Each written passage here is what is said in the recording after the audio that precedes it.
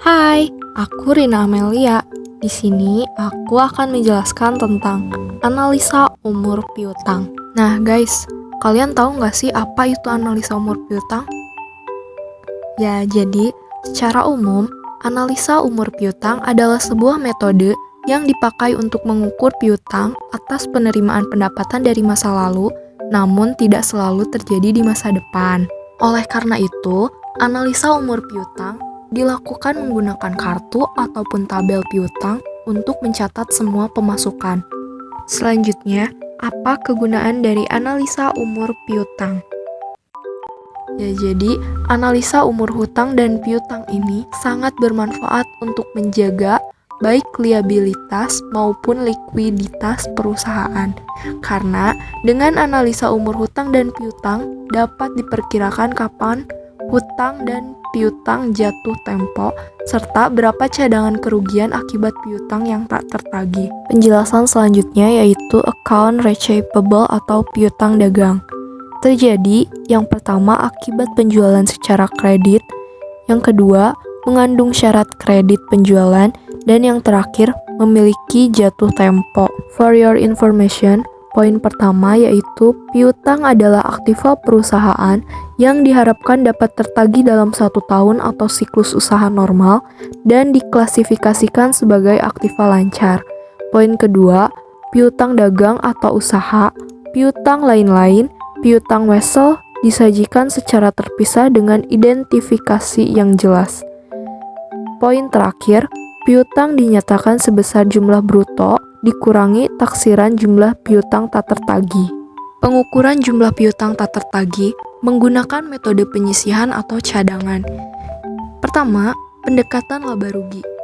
Ini berdasarkan persentase dari penjualan secara kredit. Yang kedua, pendekatan neraca.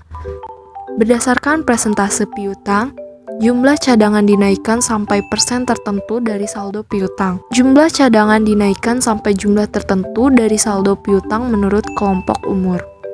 Ini adalah contoh soalnya.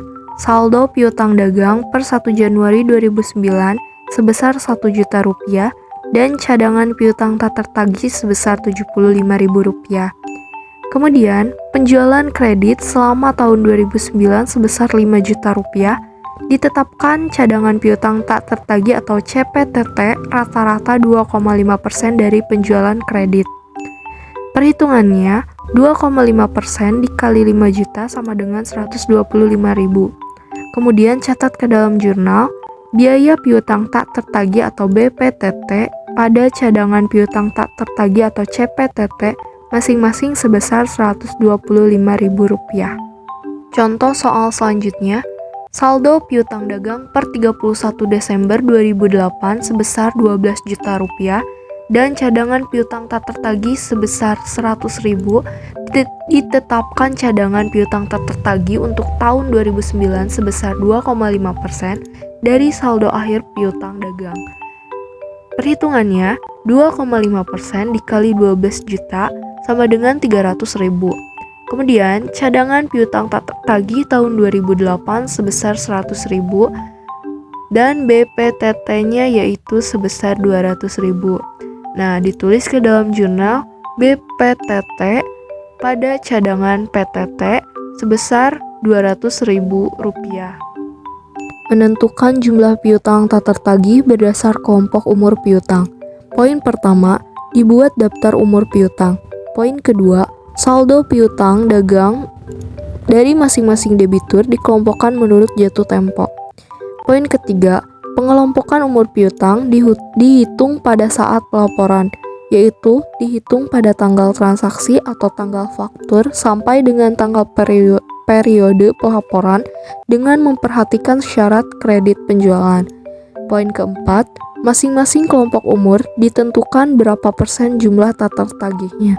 Poin terakhir, jumlah piutang masing-masing dikalikan dengan persen jumlah tak tertagih. Analisa umur piutang.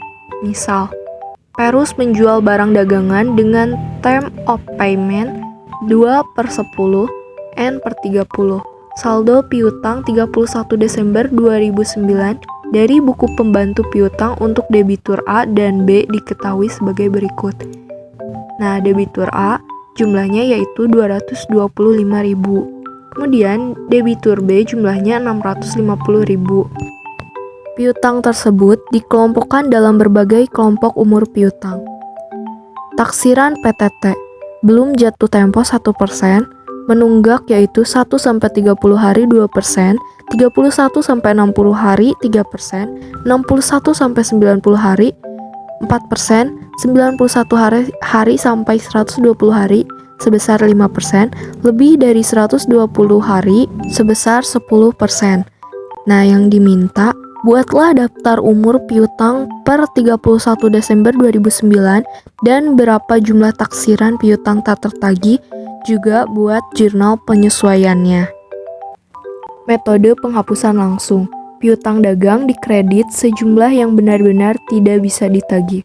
Dibenarkan apabila diketahui kemungkinan kerugian relatif kecil. Nah, jika Perus menggunakan metode penyisihan penghapusan piutang, di jurnalnya dicatat menjadi cadangan penghapusan piutang pada piutang dagang. Nah, bisa dilihat di tabel. Jadi, jurnalnya yaitu beban kerugian piutang pada penyisihan piutang tak tertagih masing-masing sebesar Rp24.000. Penerimaan kembali piutang yang telah dihapus. Terdapat dua metode, yaitu metode cadangan dan metode penghapusan langsung. Di metode cadangan ada 2 poin, yaitu menampakkan kembali piutang yang telah dihapus dan mencatat penerimaan piutang. Nah, di metode penghapusan langsung terjadi dalam periode pembukuan sekarang. Yang pertama, menampakkan kembali piutang yang telah dihapus. Kedua, mencatat penerimaan piutang. Kemudian terjadi pada periode pembukuan berikutnya, yaitu piutang yang diterima kembali merupakan pendapatan lain-lain dicatat pada penerimaan kembali piutang.